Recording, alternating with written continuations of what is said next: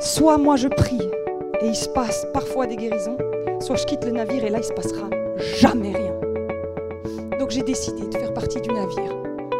Parfois ça va marcher, des fois ça va pas marcher. Il y a une part que je ne comprends pas parce qu'elle appartient à Dieu. Et donc j'ai décidé que moi j'allais faire partie du bateau. Merci Seigneur pour qui tu es, Seigneur. Merci. Merci Jésus. Si vous êtes nouveau, des fois je comprends que l'Église, ça peut ressembler à ce que vous avez peut-être déjà vu à la télé. Mais l'Église dans la Bible est différente. L'Église dans la Bible, les gens étaient visités par Dieu. Les gens étaient touchés par Dieu.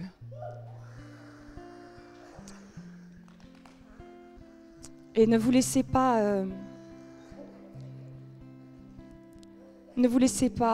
offenser par le Saint-Esprit. Laissez le Saint-Esprit faire son œuvre. Même si ça percute et ça dérange un petit peu. Amen.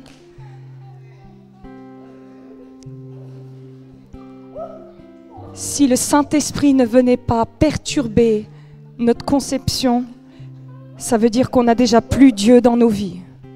Dieu doit être au-dessus de nos pensées, de nos conceptions. Amen. Et je prie que le Saint-Esprit apaise et que si tu te poses des questions et si tu es troublé, que ce trouble s'en aille. Juste dans le nom de Jésus.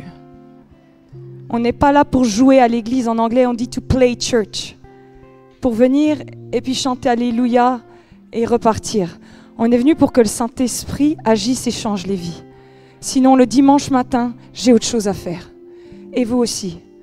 Et si le Saint-Esprit n'agit pas dans cette église, vous avez raison, changez d'église. Vous avez autre chose à faire. Venez dans un lieu où le Saint-Esprit agit. Amen. Merci Seigneur Jésus. Seigneur, nous avons besoin de toi et de toi seul.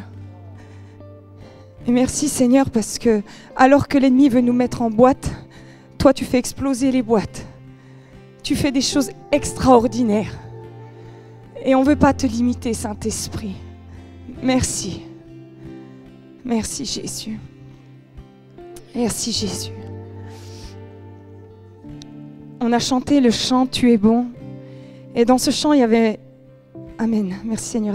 Excusez-moi, je suis touchée par le Saint-Esprit, mais ça va le faire. Ça va le faire. Dans ce chant, il y a marqué « Vent, soleil ou pluie ». Mon cœur te redira que t'es bon. Que ce soit facile ou que ce soit dur, je dirais que t'es bon. Et j'aimerais qu'on parle de ça ce matin. Vous savez, quand on se convertit, il se passe quelque chose d'incroyable. Pour ceux qui sont déjà chrétiens, qui se sont convertis, vous ne pouvez pas nier qu'il s'est passé quelque chose. Amen. Et pour ceux qui ne le sont pas encore ce matin, normalement, vous ne pouvez pas nier qu'il se passe quelque chose. Vous n'êtes pas indifférents. Amen. Tu imagines? On t'a annoncé qu'à partir du moment où tu t'es converti, si tu meurs, tu vas au ciel. Good news. Que Jésus, il guérit les malades. Que Jésus, il libère des oppressions. Good news. C'est que des good news.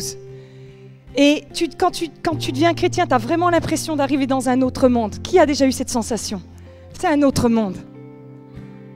Et ça, à ça, on dit tous Amen. Et pourtant, pour peu que tu sois sur la terre, tu sais comme moi que la vie chrétienne n'est pas faite que de youpi-youpia. Et qu'il y a la maladie, il y a l'oppression, il y a la famille qui explose, il y a des choses comme ça. Et là, d'un seul coup, il y a un conflit qui commence à avoir lieu dans nos cœurs à dire attends. J'ai donné ma vie à un Dieu qui est capable de guérir et la personne, elle est morte. J'ai donné ma vie à un Dieu qui dit moi et ma maison, nous servirons l'Éternel et mes enfants sont complètement perdus.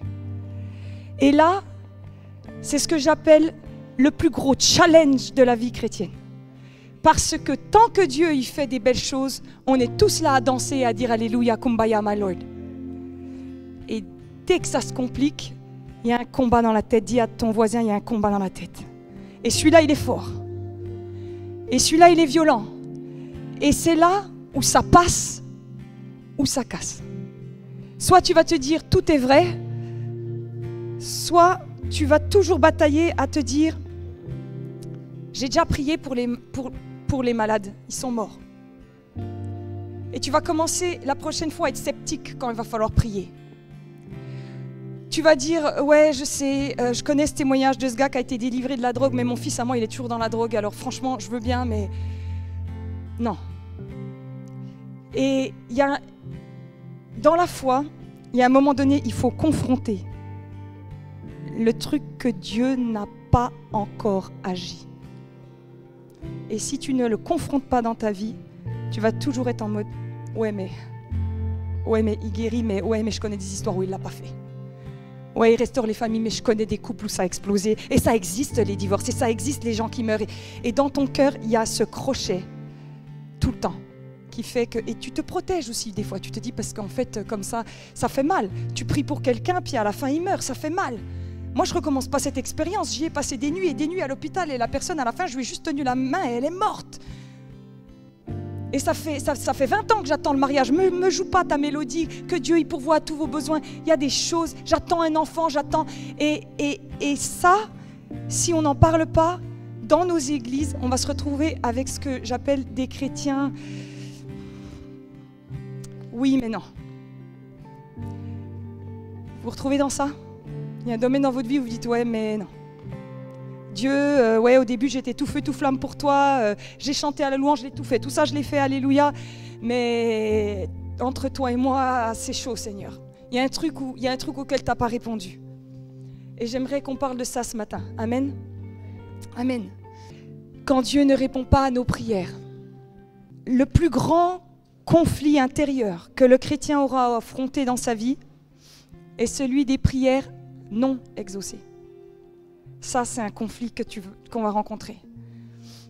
Mais la plus grande victoire intérieure que le chrétien aura à vivre est celle de continuer d'adorer Dieu alors même que les réponses n'ont pas été données. Le plus grand conflit, ça va être quand Dieu n'a pas répondu, mais ta plus grande victoire, c'est de te tenir encore et de dire « Ok, je te loue encore » alors que tu n'as pas répondu. Je vous promets qu'il y a un énorme basculement dans la foi entre les gens qui n'ont pas vu et qui ont continué à servir Dieu alors qu'ils n'ont pas vu. C'est le test, je vous promets, c'est le test. C'est le test. On est tous en train de chanter Alléluia quand Dieu y répond. Mais il y a un grand tri qui se fait chez les chrétiens et dans notre foi quand Dieu n'a pas répondu. Le rétrograde juge toujours Dieu sur ce qu'il n'a pas fait. Les rétrogrades, c'est des gens, vous savez, une fois, il y a longtemps, hein, il y avait quelqu'un qui a quitté l'église, et puis je ne comprenais pas, je lui dis, mais pourquoi? Et il m'a dit, mais il n'y a pas tel miracle, il y avait telle chose dans l'église, et puis il n'y a pas eu de miracle. Et je lui ai dit, alors tu quittes le navire? Et il me dit, Dieu ne l'a pas fait. Et je lui dis, mais des fois Dieu il fait. Il me dit, ouais, mais il n'y en a pas assez. Et je lui dis, écoute, soit moi je prie et il se passe parfois des guérisons, soit je quitte le navire et là il ne se passera jamais rien. Donc j'ai décidé de faire partie du navire. Parfois ça va marcher, des fois ça ne va pas marcher. Il y a une part que je ne comprends pas parce qu'elle appartient à Dieu et pas à la petite tête de Johanna. Johanna, elle est humaine, Dieu il est Dieu. Et donc j'ai décidé que moi j'allais faire partie du bateau qui allait prier. Et parfois, je verrai des réponses. Et quand je ne verrai pas des réponses, je me soumettrai à la souveraineté de Dieu, qui sait des choses que je ne sais pas. Et qu'il n'est pas toujours obligé de s'expliquer tout le temps, parce qu'il est Dieu. Amen. Parfois, nous n'avons pas eu de percée dans nos vies tout simplement parce que nous n'avons pas prié. Nous sommes rapides à nous plaindre, mais si nous étions honnêtes, avons-nous réellement pris le temps de prier? Il y a beaucoup de choses dans lesquelles Dieu n'a pas répondu, les prières n'ont pas été répondues, je vais vous dire honnêtement, c'est simplement parce qu'on n'a pas prié, soyons honnêtes. Prier, c'est pas souhaiter, c'est pas espérer. Prier, c'est prier, c'est prier, c'est prier. Je vais te dire quelque chose. Des fois, on se plaint, on dit Dieu n'a pas fait. Je te garantis que si on était honnête devant Dieu, est-ce que tu as prié? Est-ce que tu as prié? Parce qu'il y a beaucoup de choses qui se passent dans le monde spirituel en réponse à la prière et beaucoup qui n'ont pas lieu parce que simplement on n'a pas prié. Les chrétiens ont craint, on ne prie pas beaucoup, on ne prie pas assez et après on se plaint. La prière, c'est l'oxygène de l'esprit. Mets-toi à pu respirer là pendant 30 secondes, tu vas tenir 1 minute, tu vas devenir bleu, 2 minutes, il n'y a plus personne.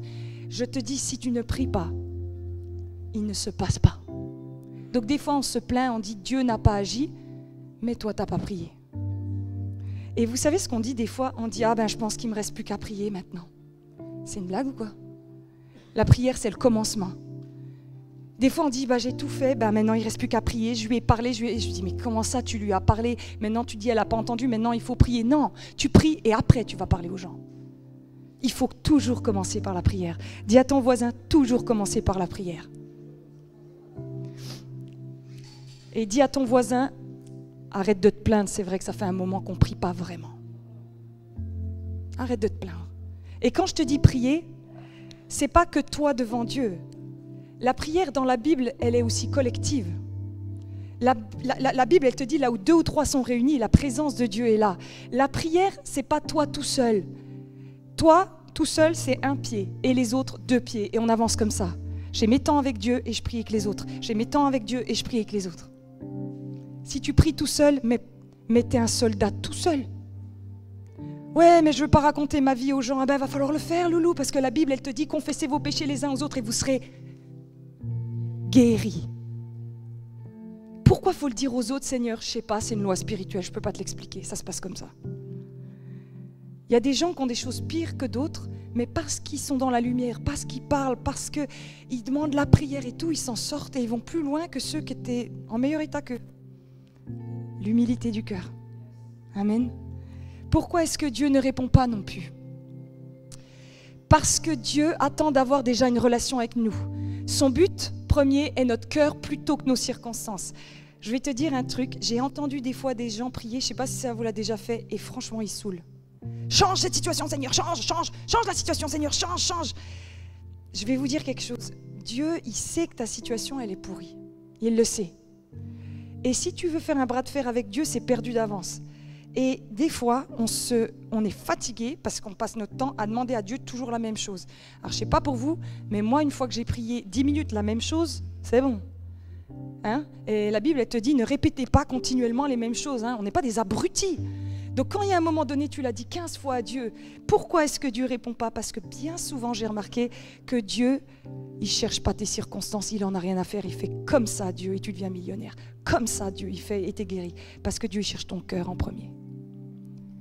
Dieu, il est venu pour des vies et des cœurs. Il y a des réponses à la prière qui n'ont pas lieu parce que nous prions mal. Nous prions du genre, change ça Seigneur, change ça. Je vais vous donner un exemple. On s'occupe de la jeunesse, il nous faut une salle à l'église pour la jeunesse. Je peux passer mon temps à dire à Dieu, donne une salle Seigneur, Seigneur qu'il y ait une salle. Ou alors je peux me positionner devant Dieu et dire, Seigneur, oins-moi pour la jeunesse. Oins-moi, que les jeunes soient impactés, que les jeunes soient touchés. Puis après, quand l'onction, mais Dieu après il t'envoie la salle, il t'envoie les financements, il t'envoie un avion pour qu'on puisse amener les enfants à Barcelone en vacances. Il fait ce qu'il faut. Mais ce qu'il faut, c'est que je demande à Dieu, donne-moi l'onction. On fait un album là qui va bientôt sortir avec le groupe de louanges. Je ne vous mens pas, je n'ai pas prié une seule fois pour les finances de cet album. C'est plusieurs milliers d'euros. Je me suis mis devant Dieu et j'ai dit, Seigneur, s'il y a un petit peu d'onction sur nous, donne-nous de le partager. Donne-nous de le partager, fais-le Seigneur, fais-le. Et il y a quelqu'un qui est venu voir Pierre à la fin du culte et qui a dit... il y a une situation et tout, la personne a eu de l'argent dans une situation et la personne elle a dit j'ai à cœur de donner 10 000 euros pour l'album. Oui, merci d'avoir applaudi, une personne qui applaudit, ça se passe comme ça. Ça se passe comme ça.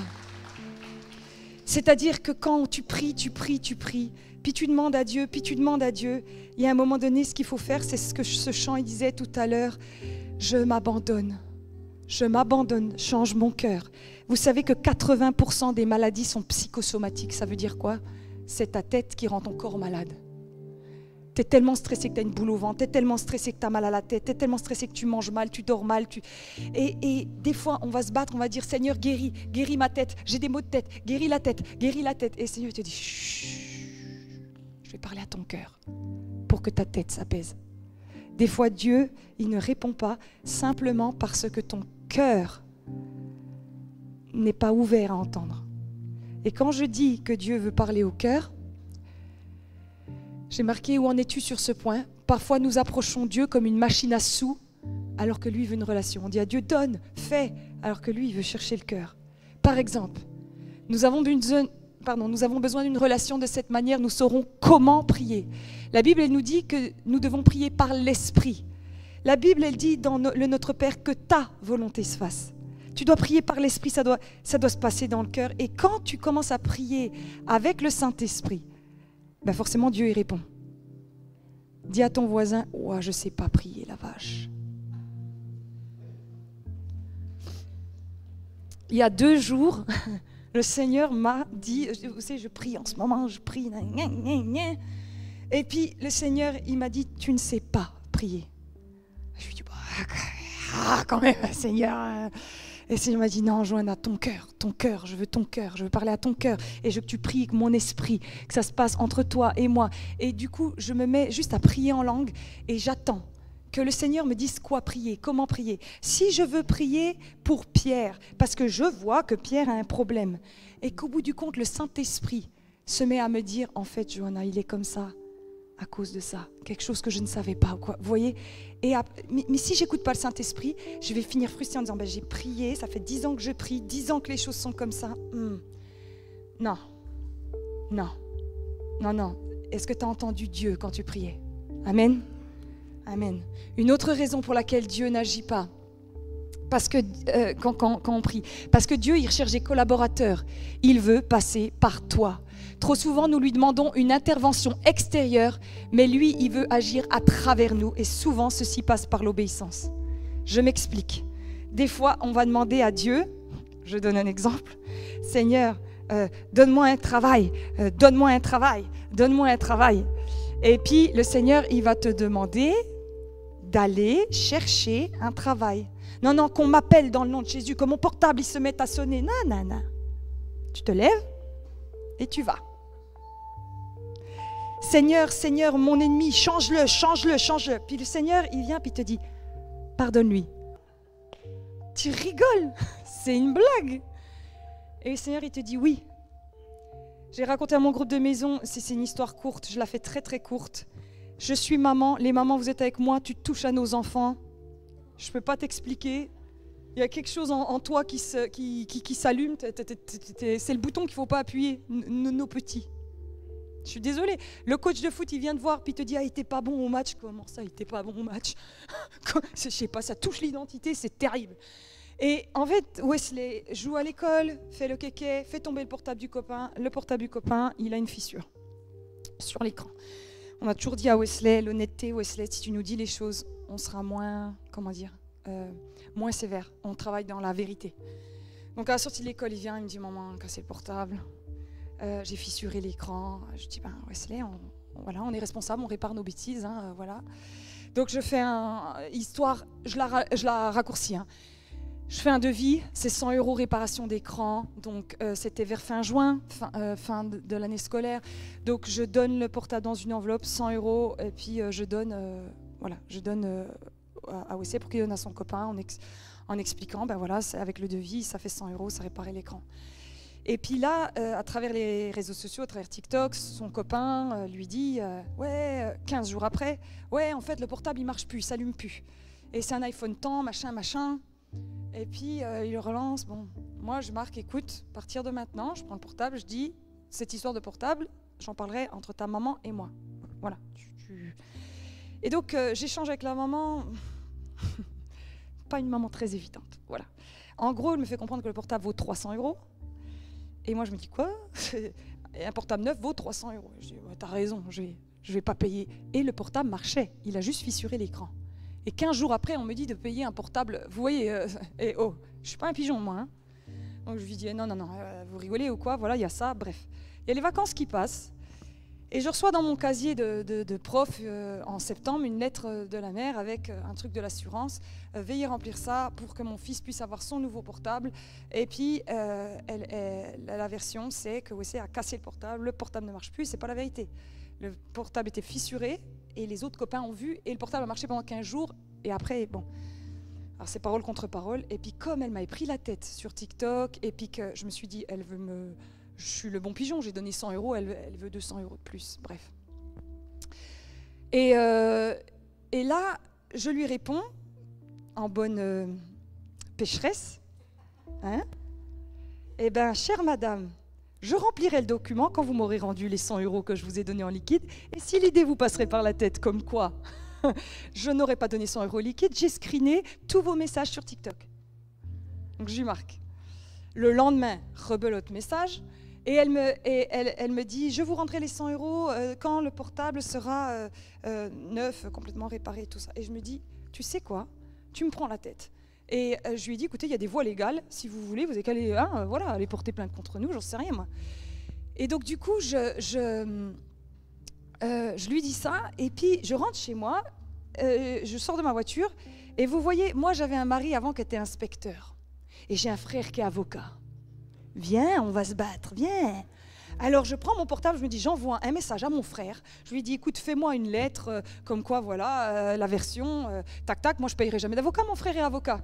Et puis je prends mon portable, mais on a accusé mon fils de choses pas vraies, tu veux me soutirer de l'argent, tu me prends la tête. Et là j'entends dans mon esprit, il manque 200 €. Et je fais comme ça, et moi je connais le Saint-Esprit. Je dis non,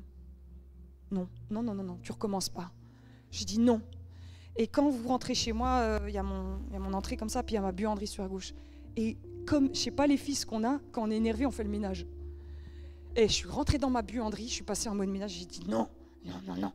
Alors je rentre dans ma buanderie et je me mets à repasser et je dis à Dieu, non, 200 €, je te connais, c'est parce que j'ai donné 100, plus 200, ça fait 300, c'est le prix d'un portable neuf, je te connais. Non, elle a menti, elle a accusé mon fils, ça, on ne touche pas à mon fils. Pierre, il rentre du boulot, il me voit dans la buanderie, il rentre, puis il me dit, ça va? Alors, à entendre que j'ai entendu Dieu dire, il manque 200 € et que j'ai dit non à Dieu, moi je lui dis non tout de suite, et Dieu m'avait dit, t'es chrétienne ou pas? Et j'ai pas aimé que Dieu me dise ça. Et donc du coup, Pierre il rentre, il me dit, ça va ou pas? Ça va? Je pose mon fer, je lui dis, et si je te dis que Dieu il me dit de donner 200 balles au gosse? Et Pierre il me regarde, il me dit, t'es chrétienne ou pas?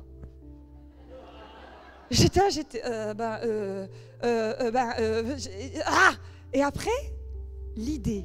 Mon mari, il n'a pas travaillé juillet-août parce qu'il changeait de travail. Vous voyez, donc c'était un peu ric-rac financièrement cet été. Et là, j'ai dit à Pierre, de toute façon, on n'a pas les thunes.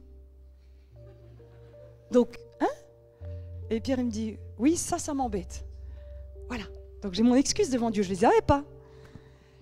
Et puis ça me travaille et tout ça, et puis on va au groupe de maison, et je suis dans un des groupes de maison où les filles sont très sincères, elles racontent leur vie, elles sont très ouvertes sur ce qu'elles vivent, et je suis assise sur le canapé, et le Seigneur, il me dit, parle Johanna, dis-leur que tu vas donner les 200 € à ce gamin, parce que quand tu le diras, quand tu obéiras, tu seras redevable en fait, tu seras redevable devant elle. Alors je leur raconte l'histoire, je leur dis, écoutez les filles, je ne l'ai pas encore fait, mais je le fais, je vous le dis, je vais le faire. Et puis, il y en a une des filles qui dit, sérieux, tu vas faire... Voilà.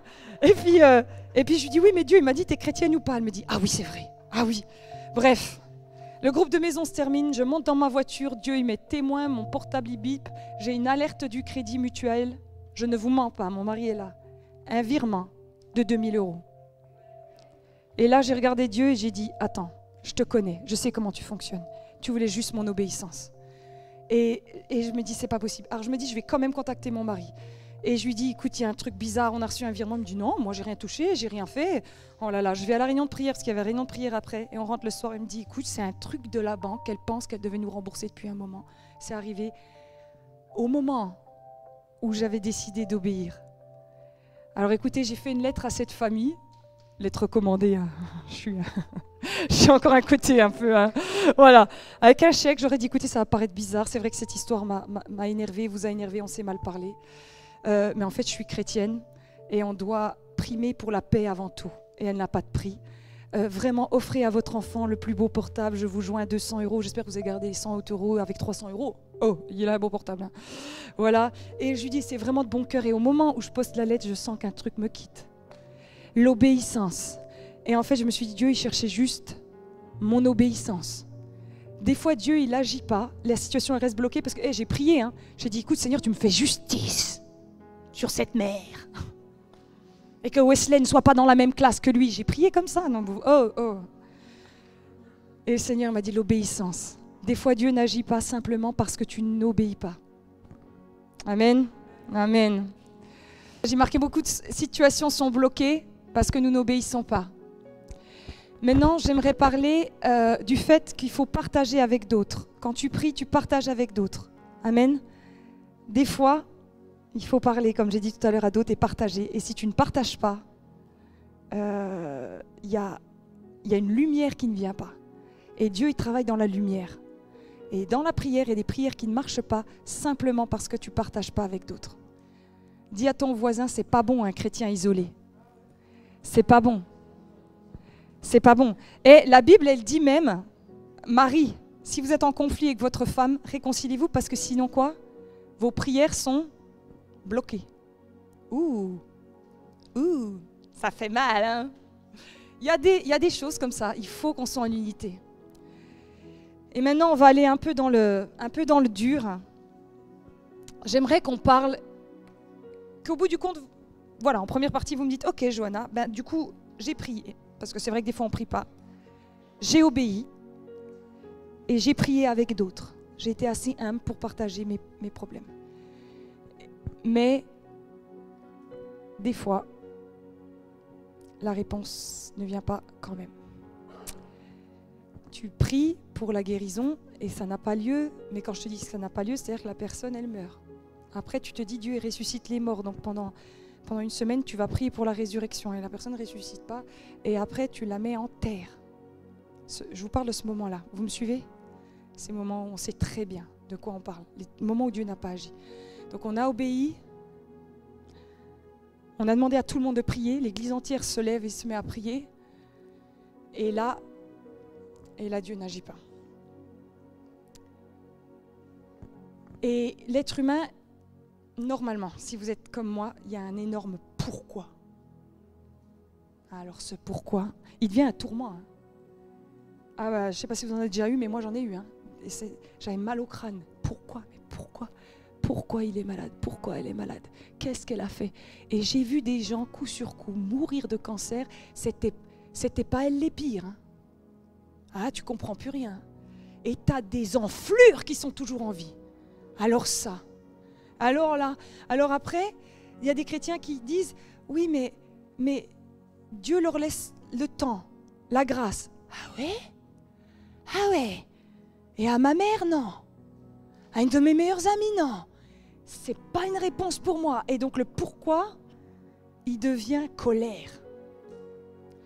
Et j'ai marqué, nous devons crucifier nos pourquoi. L'humain veut toujours comprendre. Nous voulons des réponses. Parce que vous savez quoi ? On croit que les réponses vont nous apaiser. Et la personne, elle est partie. Alors, elle ne sera pas là à Noël, elle ne sera pas là aux anniversaires, elle est partie. Les pourquoi, je ne suis pas sûre que ça console.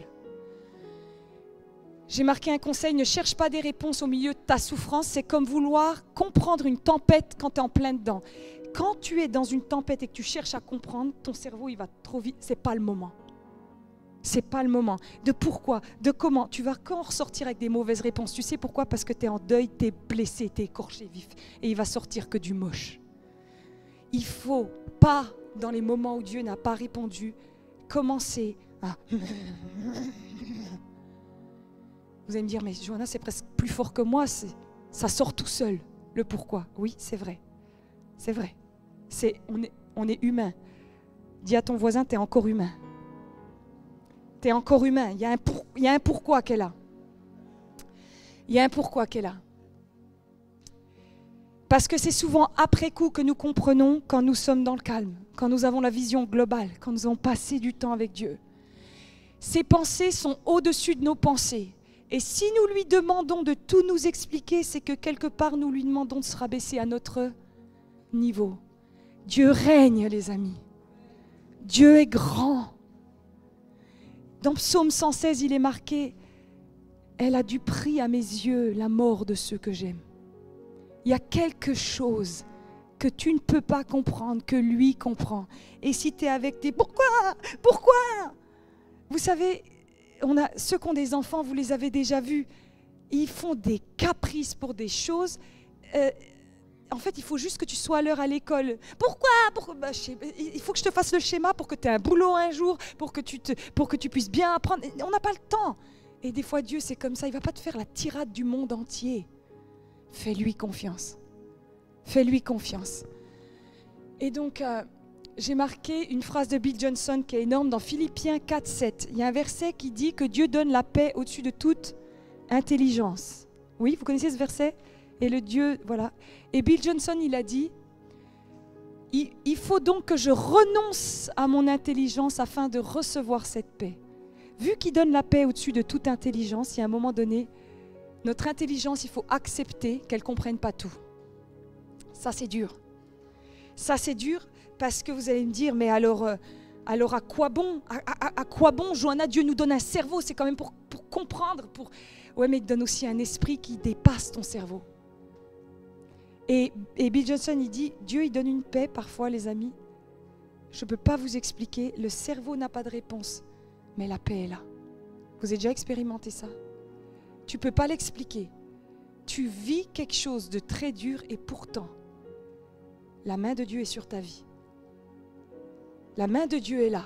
Dieu est fidèle. J'ai marqué, c'est peut-être la seule phrase que vous pourrez vous rappeler ce matin, j'ai marqué « La réponse ne guérit pas, mais sa présence, oui ». Je vais le redire, les réponses ne guérissent pas, mais sa présence, oui.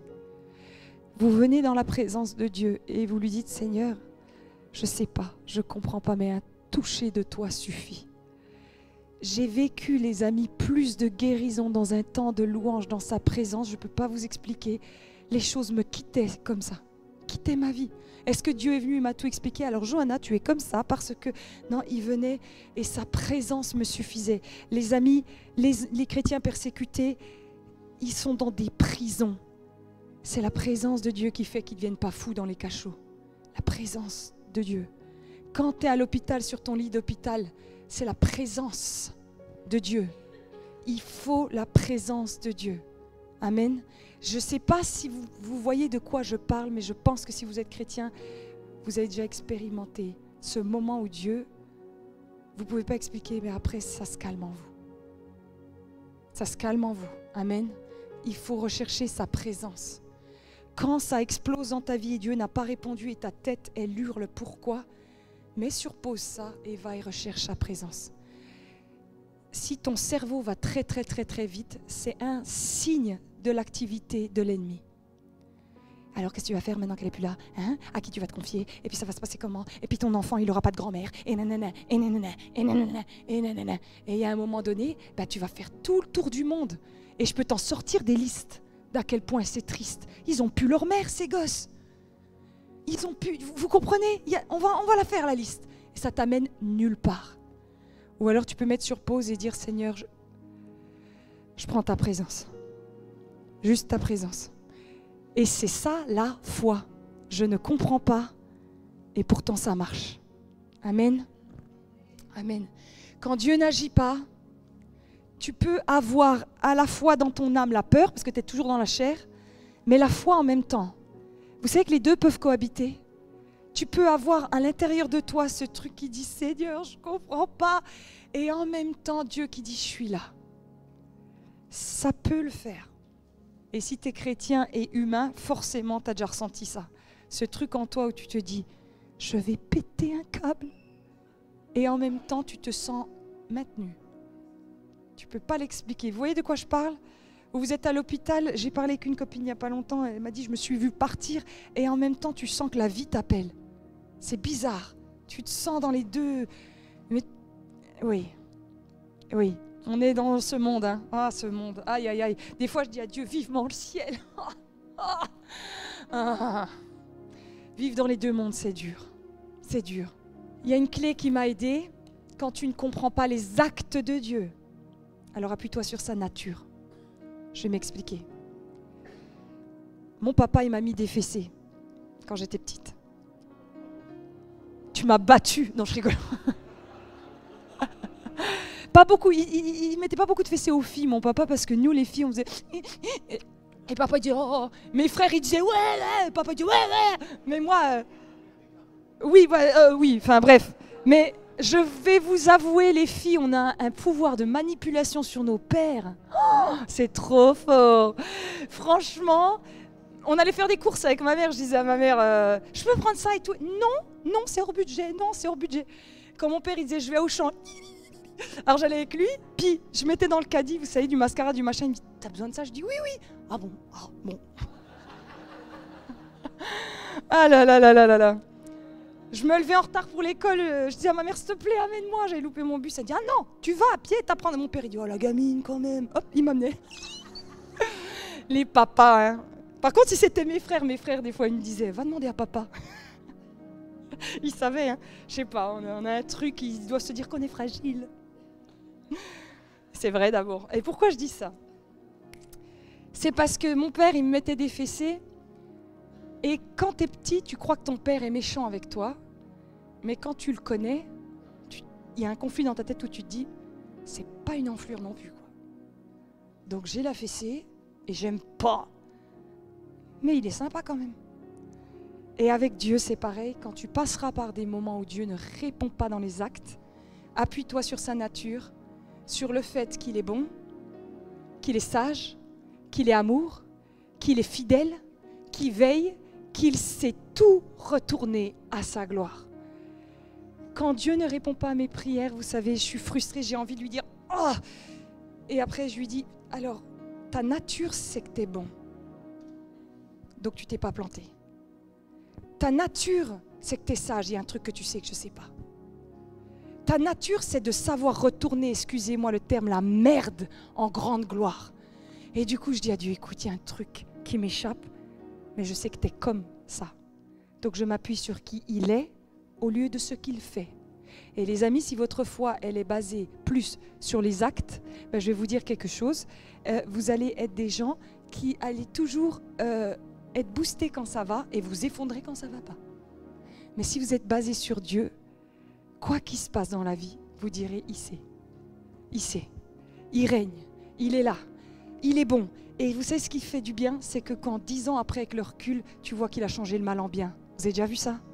Et que vous vous dites, ah, ça c'est bon. Amen. Amen. Autre chose, quand Dieu ne répond pas, dans le cas grave, très grave, c'est-à-dire, là je vous ai dit, dans 10 ans, des fois on voit que Dieu retourne tout à sa gloire. Là on va parler de cas très durs, où vraiment tu sais qu'il n'y a pas de retour en arrière.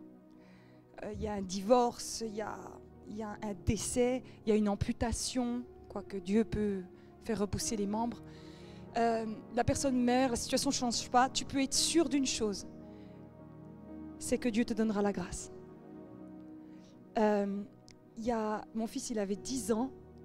Une fois, on est dans la voiture et on se rend chez Salomon, pour ceux qui connaissent, bref, des bons amis à nous. Et on est dans la voiture et je vais juste vous dire quelque chose, les parents, il y a un moment donné où vos enfants, ils vont vous poser des questions, soyez prêts à répondre et répondre correctement. Parce qu'un enfant, on n'a pas mis au monde des idiots. Ils ont des questions et si tu n'es pas clair dans ta réponse, tu vas voir que l'enfant, ça va dévier ou alors ça va le construire. On est dans la voiture et il me dit, maman, toujours, toi, tu dis Jésus, il est gentil, toujours. Oui, toujours, maman elle chante Alléluia, hein, tout le temps. Et il dit, bah ta maman, elle est morte à toi.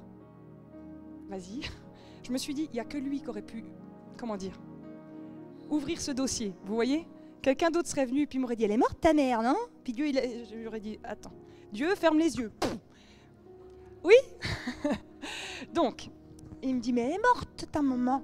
Il m'a dit, alors si Dieu il est gentil, alors pourquoi il a pris ta maman? Et là, j'ai eu une pensée éclair de Dieu. Les amis, heureusement qu'on a le Saint-Esprit pour être parents. Oh, je ne sais pas comment ils font les autres. Et tout de suite, je lui ai dit, ouais, il y a toujours 2 choses quand il y a un problème dans la vie. Et il me dit, oui, vous savez, les enfants, ils sont sans filtre. Je lui ai dit, quand il y a un problème, soit Dieu, il nous en délivre, et il nous guérit, et on est tous là, alléluia, yes. Je lui ai dit, soit il marche avec nous dans l'épreuve. Je lui ai dit, dans tous les cas, Wesley, il est là. Alors lui, après, il dit, alors il était avec toi quand ta maman est morte. Tu peux le voir comme ça. Oui, c'est ça, oui, c'est. Mais c'était ça. Mais c'était ça. C'est-à-dire que les amis, des fois, Dieu ne répond pas, mais sa présence est là. Je préfère vivre une difficulté avec Dieu qu'une difficulté sans Dieu. Donc au final, des difficultés, il va en arriver. La Bible, elle dit, Jésus dit, ne soyez pas troublés, vous aurez des tribulations dans le monde. Hein. Tu vis sur terre, Coco. Qui t'a dit que tu n'aurais pas de problème? La Bible, elle te dit que si tu es chrétien, tu en auras même peut-être des pires. Ah ben, j'aime pas ce prêche, je quitte le christianisme. Eh ben, au revoir. On t'a vendu un faux christianisme. Le vrai christianisme, c'est qu'il faut tendre l'autre joue à celui qui t'insulte. Il faut donner ta chemise quand tu as déjà pris le manteau. Le christianisme, c'est aller voir les autres quand tu n'as pas envie de les voir. C'est pardonner à l'enflure d'à côté. Non, oh, mais le christianisme... Sauf que nous avons Christ avec nous. Et donc, du coup, quand tu donnes les 200 € à la maman du portable, franchement, je ne vous mens pas, je me suis sentie libérée. Et Wesley, en plus, j'avais oublié de lui dire, il est revenu quelques jours après. Il m'a dit, au fait, maman, qu'est-ce qu'on fait là avec mon copain et le portable? Et en fait, vous savez, moi, j'ai envie de l'élever à ce qu'il se batte dans la vie, à ce que te laisse pas faire, t'es un mec. Hein. Mais là, en fait, vous savez, maman, elle s'est occupée de la situation. Elle a fait quelque chose. Hein. Lui, il a un portable, vous savez, franchement, il doit valoir peut-être 70 balles. Alors du coup, maman, elle donne 300 balles à un autre, vous comprenez? Mais en fait, le gosse, ça lui est passé là. Ok, d'accord. Ben ouais, parce que c'est Dieu. Puis quand c'est Dieu, c'est Dieu. Amen. Amen. Et donc du coup, j'ai marqué, soit il te parlera, soit il te donnera une paix surnaturelle. Soit Dieu répond, soit il donne sa force et sa grâce pendant la situation. Et je veux finir avec un témoignage. Je suis désolée d'ouvrir des dossiers douloureux, mais si on n'en parle jamais, en fait, je ne trouve pas ça juste. Parce que, vous voyez Laurent qui joue du piano, il a eu un cancer, il a été guéri. Voilà. Vous voyez, ma mère, elle a eu un cancer, elle n'a pas été guérie, mais je vais vous parler des deux. Jésus guérit. Ok? Et ma mère, elle loue avec Dieu au ciel aujourd'hui. Et à la fin, on sera tous au ciel. Donc, le pourquoi je l'ai eu, hein, le pourquoi. Et après, il y a sa présence qui est venue, qui m'a touchée. Je ne peux pas vous expliquer, je n'ai pas toutes les réponses, mais je suis super bien. Et je vais bien. Amen. Non, mais voilà, je tiens à le dire. Donc, en fait, je terminerai avec ça pour bien aller dans le corps du truc. Donc, mon mari a un meilleur ami, vraiment formidable. Et là, on fait partie des gens qui prient, qui aiment Dieu, des vrais. Hein. Donc, il est marié avec sa femme Astrid, et puis Pierre et moi, on se marie. On tombe à peu près enceinte en même temps, elle avant moi. On a les deux un garçon. Vous savez ce que c'est que d'avoir un meilleur ami qui aime Jésus et avoir des épouses qui aiment Dieu ensemble, avoir des enfants ensemble. C'est beau, c'est précieux. Hein? Et puis, elle commence à avoir mal à la tête, elle a mal à la tête. Et puis, au final, c'est une tumeur au cerveau. Elle a son bébé. Toi, tu as ton bébé. Tu te dis, c'est pas possible. Bref. Et là, je peux vous dire, on a prié. En même temps, ma mère a le cancer. Bref. Donc, on prie, tout ça. Et Dieu va vraiment la maintenir en vie pendant 7 ans. Voilà. Et puis, un jour, elle est hospitalisée. Et puis on nous appelle. Et puis, on nous dit que ça va être la fin pour elle. Alors, le gamin, il a 7 ans. Le mien, il a le même âge. T'es maman. Tu te dis, c'est pas possible, quoi. Et puis on nous dit que c'est la fin. Alors moi, franchement, vous savez, je suis cool et je suis gentille, mais quand je suis énervée, c'est moche. Et là, j'ai dit non, non. Et on avait un peu d'argent de côté avec Pierre, et puis je connaissais à travers Morning Star Nicole Bibic que j'avais été un grand ministère de guérison. Et je sais, moi, à peu près combien coûtent, vous savez, les conférences de guérison. Des fois, c'est des milliers d'euros, vous savez, pour louer, faire venir les gens et tout ça. Et donc, j'écris au ministère de guérison et je lui dis, je te donne tout le fric pour une conférence, si tu viens pour elle, viens prier. Pas parce que c'est un guérisseur, parce qu'il avait peut-être plus de foi que moi, vous comprenez. Et donc je l'appelle, elle est à l'hôpital, et je lui dis, je t'ai trouvé un ministère de guérison, il va venir, j'ai tout payé, il vient. Elle me dit, arrête Johanna, arrête. Je lui dis, non, mais c'est pas... Non. Et elle me dit, Johanna, c'est tout bon. Dieu va prendre soin de Farid, Dieu va prendre soin d'Ethan, c'est mon moment. Je lui dis, mais tu ne peux pas dire ça, tu peux pas... Et je me suis rendu compte qu'elle, elle était en paix, elle avait la présence de Dieu, elle était calme. Et je lui ai dit, passe-moi Farid, passe-moi Farid. Ah, elle me passe Farid, j'ai pas été une bonne amie, je vous dis, j'ai pas été normale. Et je lui dis, Farid, elle est pas bien, elle a tumeur au cerveau. Hein. Il me dit, Joanna, arrête, on est ensemble, ça va aller. Et il me dit, je suis bien, Joanna, je suis en paix, c'est le moment. Et alors là, j'ai pas compris. Alors j'ai dit à Dieu, tu reprends une mère d'un enfant, ça rentre pas dans ma tête là. Ethan, il va super bien, les amis. Il a 15 ans, il fait partie des plus gentils petits garçons qu'on connaît, hein, Pierre. Et il a tête à sa mère. Farid, il sert toujours Dieu et il va bien, il s'est marié. Ils ont 2 autres enfants. Sa nouvelle épouse a adopté Ethan. Je ne peux pas vous expliquer pourquoi elle est partie. Tout ce que je peux vous dire, c'est que la présence et la paix de Dieu sont venues sur cette famille d'une façon que moi, je ne comprenais pas. Mais c'est Dieu. La présence de Dieu. Je ne sais pas ce que tu vis, mais je te promets que si tu vas près de Dieu, il y a une paix. Et tu vas me dire, ton prêche, je le déteste, Joanna, viens pas me parler de paix alors qu'une mère s'en va avec ses enfants. Je sais. Mais tout ce que je peux te dire, c'est qu'elle est là-haut et qu'elle loue Dieu. Elle est dans la grâce et la gloire. Et cette même grâce et cette même gloire est venue se poser sur Farid et sur Ethan. Tu peux vivre, amen, sur terre comme au ciel. Tu peux vivre sur terre comme au ciel, c'est marqué dans la Bible. C'est-à-dire qu'il y a une partie du ciel qui descend sur terre et qui vient dans ta vie pendant ton problème et tu ne peux pas l'expliquer. Mais Dieu n'a pas répondu, mais en tous les cas, Dieu a été là. Si tu vis quelque chose que tu ne comprends pas, la dernière chose que tu as à faire, c'est fuir Dieu et de dire à Dieu, tu ne l'as pas fait. C'est de courir à lui encore plus et lui dire, j'ai pas compris, mais j'ai besoin de toi, j'ai besoin de toi, j'ai besoin de toi. Et je peux pas vous expliquer, c'est vrai, ma maman est partie. Et moi, j'ai pas perdu une maman, j'ai perdu une mère spirituelle, ma meilleure amie, la grand-mère, la gardienne de mon fils. J'ai tout perdu en une personne. Moi, cette personne-là, elle remplissait presque tout. Mais je vais bien. Parce que Dieu,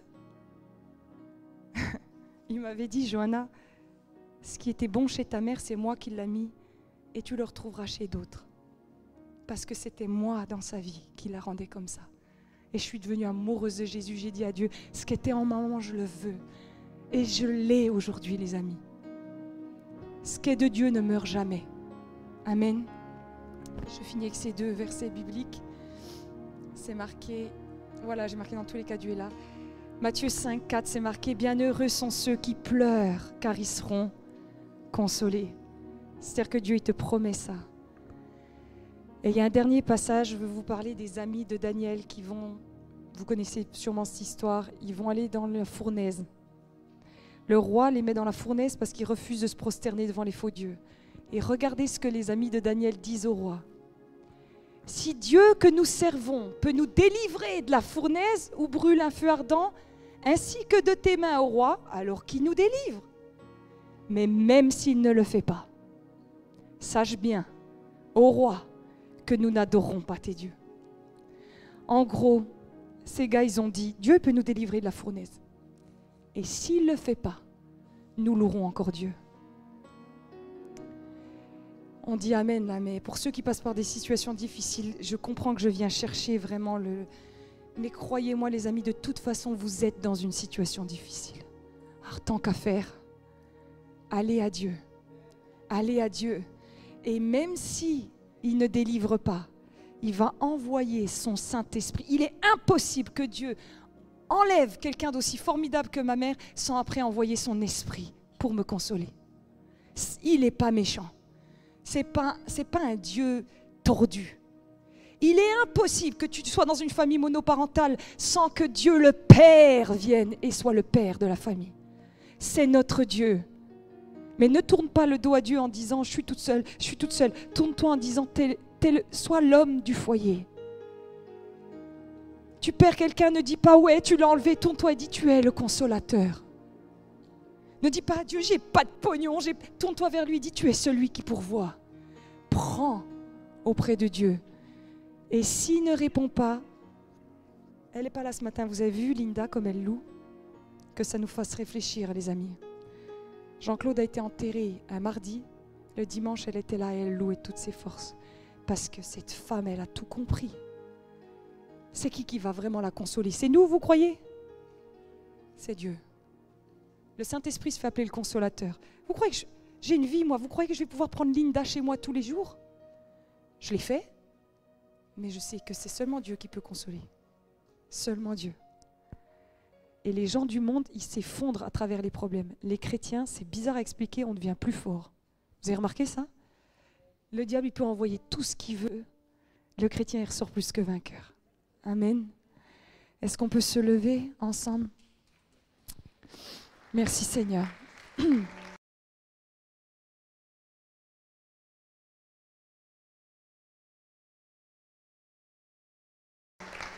Amen. Merci Jésus. Seigneur, Seigneur, nous te demandons pardon pour nos pourquoi et notre rébellion envers toi, parce qu'on n'a pas compris, parce qu'on ne sait pas pourquoi tu n'as pas répondu.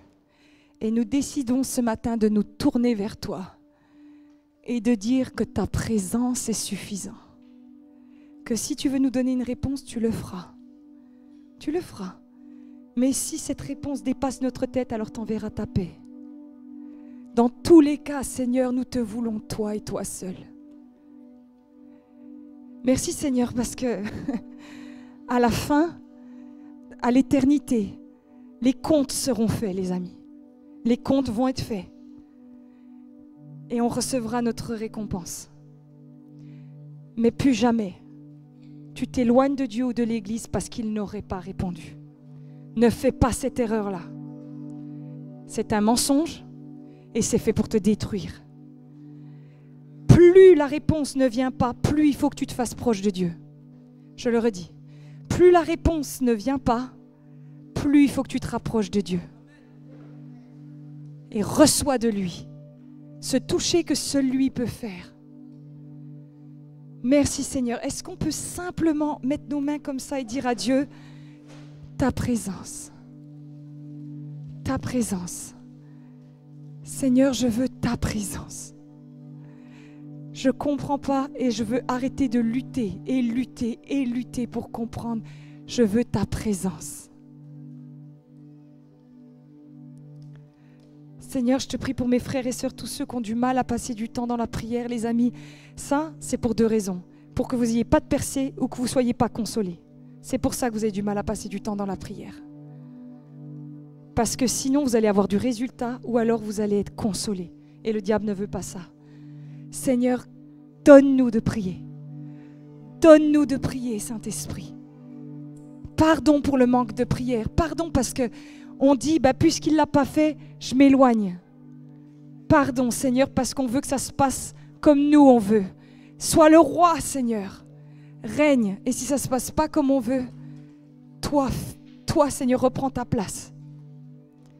Reprends ta place. Amen. Est-ce qu'on peut louer Dieu? On finira ensemble en louant Dieu et absorber la présence de Dieu. Amen. Amen.